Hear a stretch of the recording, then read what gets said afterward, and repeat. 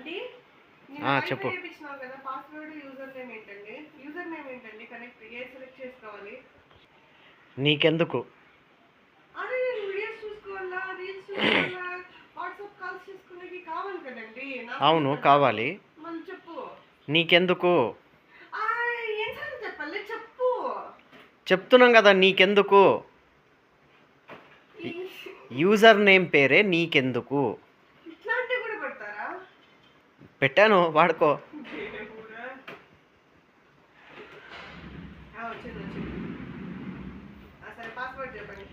ఇప్పుడు నీకు అవసరమా? ఇప్పుడు నీకు అవసరమా? ఇప్పుడు నీకు అవసరమా?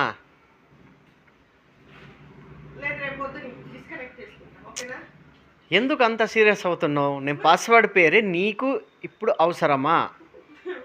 నీకు ఇప్పుడు అవసరమా?